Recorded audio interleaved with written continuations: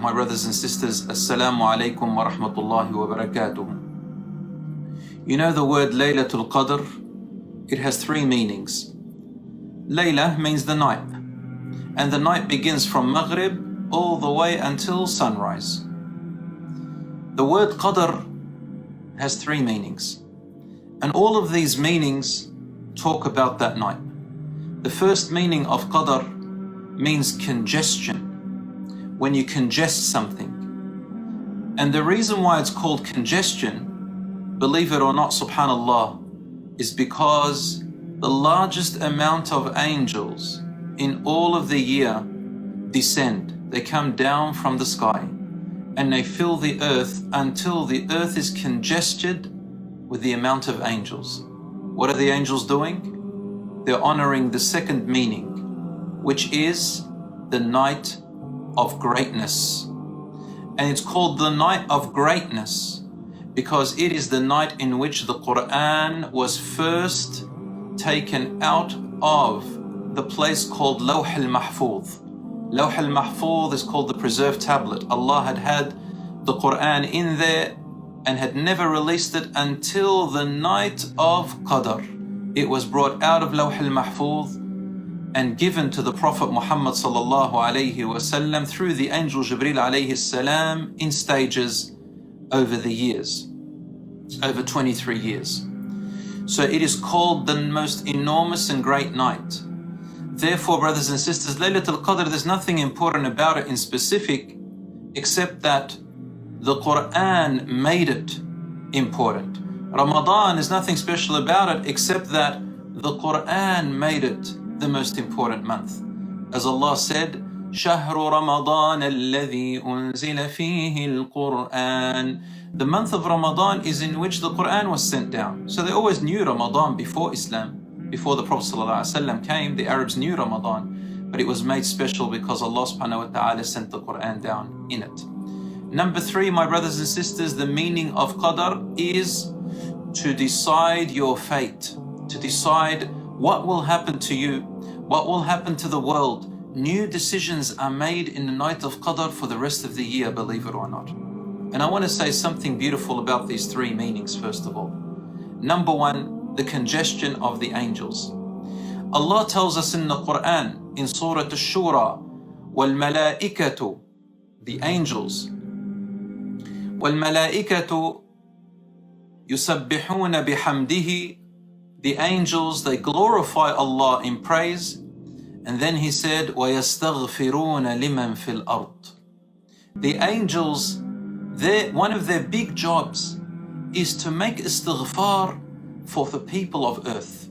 They make istighfar for us. They ask Allah night and day to forgive us. Subhanallah, these are the angels of Allah which Allah placed in their hearts, in whatever their being is, this love and this care and this kindness and compassion to have our sins forgiven. I wonder if Allah made the angels love us. I mean, is that what they're made of? Are they made out of love? And what about Allah subhanahu wa ta'ala? Who is He in His attributes?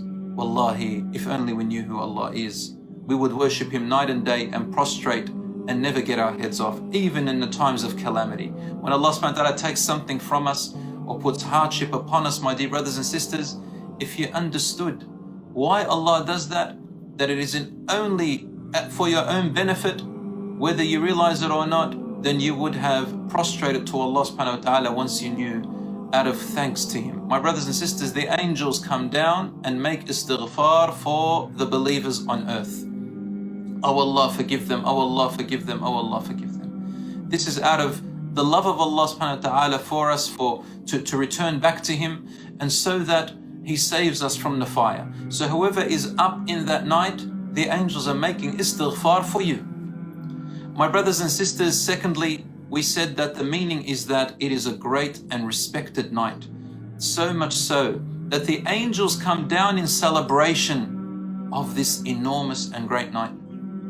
Allahu Akbar, who would not want to be with the angels staying up in that night to glorify the amazing greatness of this night, my brothers and sisters? So when you glorify Allah's great night, Allah subhanahu wa ta'ala glorifies you. When you thank Allah in this great night, Allah thanks you. When you call upon Allah subhanahu wa ta'ala in this great night, Allah subhanahu wa ta'ala responds to you more than any other night.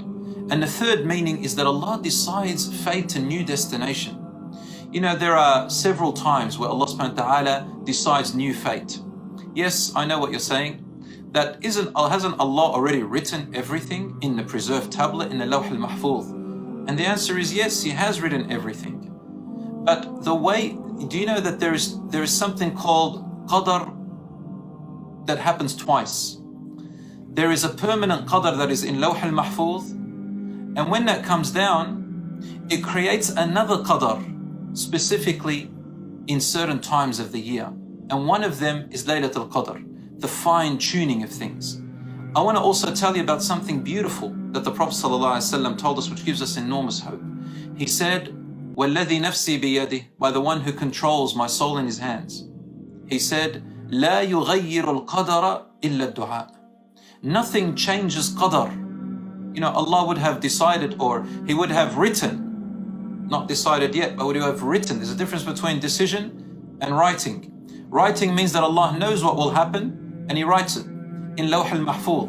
And then there is a decision. Sometimes Allah leaves that decision to the last moment, and one of these ways is that He's left it to Laylatul Qadr, to see who will make dua, even though Allah knows, but to give you that honor. When you get up and make that dua, Allah makes the changing of the qadr to something better because of you.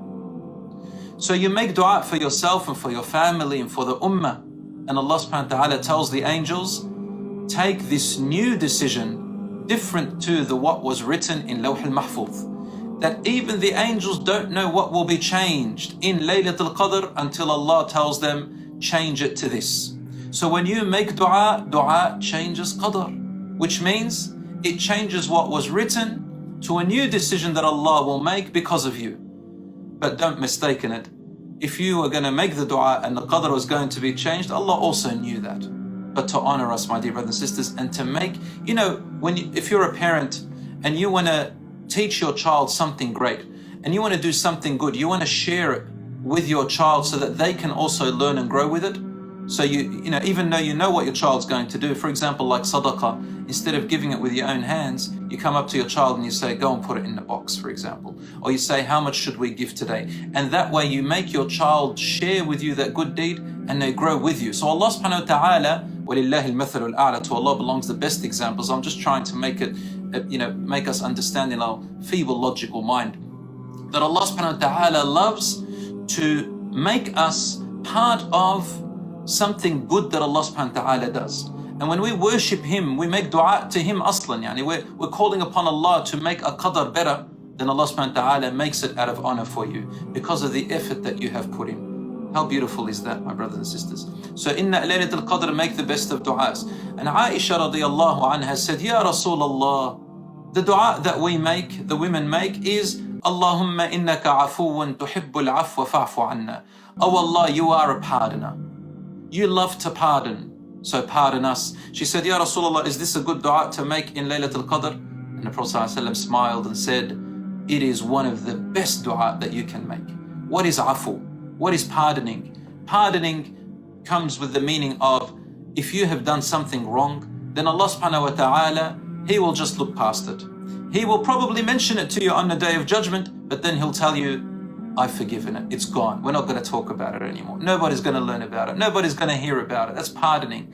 Number two, al-afu also means to give you health, to give you wealth, to give you protection from any harm. And if harm comes to you, it's only in order to protect you from a greater harm. So always assume well of Allah. This word afu encompasses nearly everything that you fear that will happen to you or your family or other people that you love.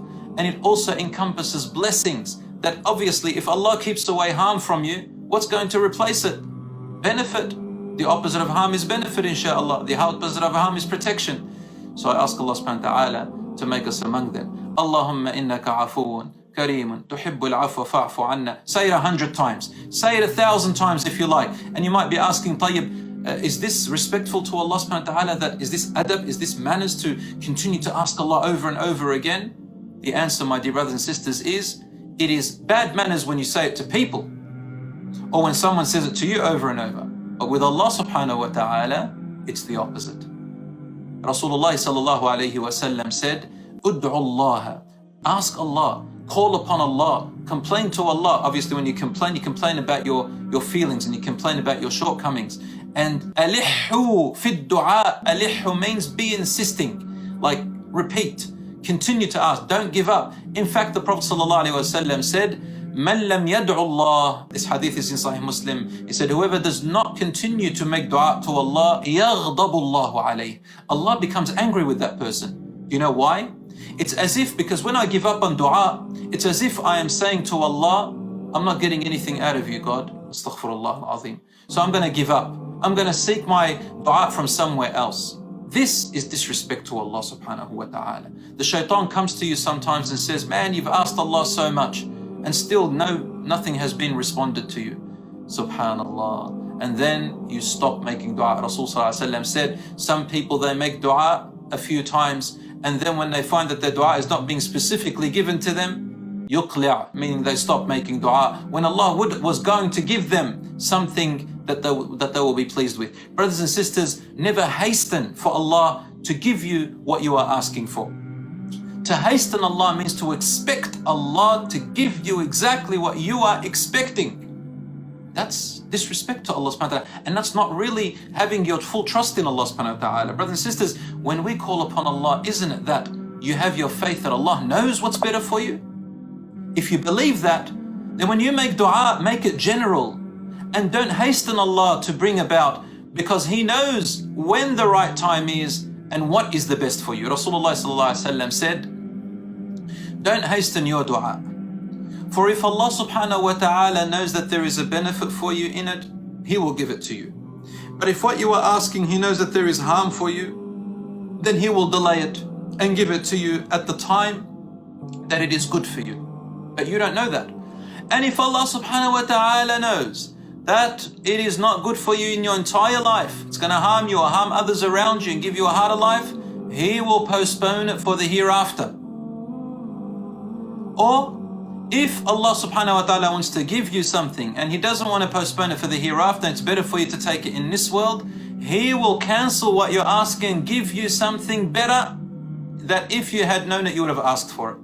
And this is when the companion said, Ya Rasulullah, should we always make dua? And he said, always make dua, wa akthiru, meaning like say, sorry, not akthiru, I'm going to get to that. He said, make dua all the time, for Allah subhanahu wa ta'ala will always respond to every dua you make.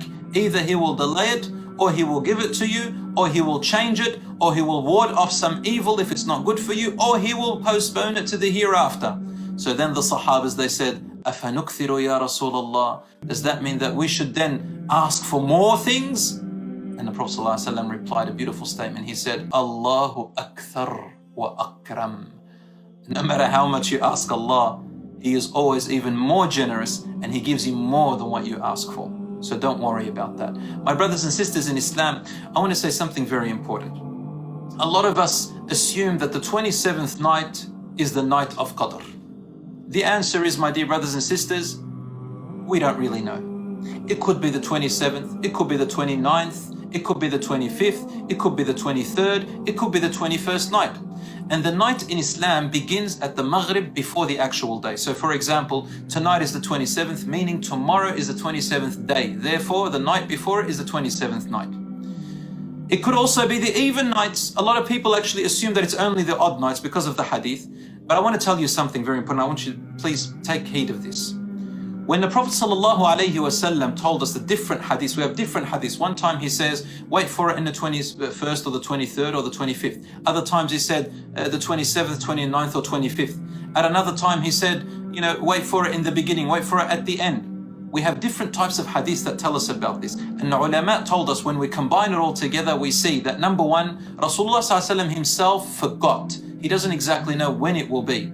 Number two, every year, Laylatul Qadr moves around. It moves around, it doesn't stay in one night. And when the Prophet ﷺ came in to tell his companions, it was on different years. So sometimes he would say, this year it's on this time. And then another year would come, he would say, this year it should be around it. But Allah subhanahu wa ta'ala made him forget. And then he said, wait for it in the last 10 nights. Wait for it in the last 10 nights. So every night could be any night could be Laylatul Qadr, my dear brothers and sisters. And one thing very important to realize, please listen to this very important aspect. Do you know why the Prophet ﷺ was made to forget when Laylatul Qadr is? So in the beginning, I'll tell you the hadith. The Prophet ﷺ, he entered one day after he had woken up, and he saw a dream where the angel was telling him when Laylatul Qadr is that year. So he goes into the masjid and he gathers the companions to tell them at night after Isha when Laylatul Qadr is. And then he saw two men fighting, quarreling at the door of the masjid. So he turns around, he's going in to tell his companions, so he turns around and he goes to those two men who are fighting to get in between them to resolve their problem. As the Prophet ﷺ was returning, he sat there and then he looked like he was thinking hard and like he had forgotten something. So the Sahaba said he stayed for about an hour, and then in the end he said to us, I was coming to tell you when Laylatul Qadr is, but then I was made to forget it. What made him forget it? Those two men who were fighting. But then he said, but maybe this is good for you, to encourage you to stay up parts of all the nights or even all the nights.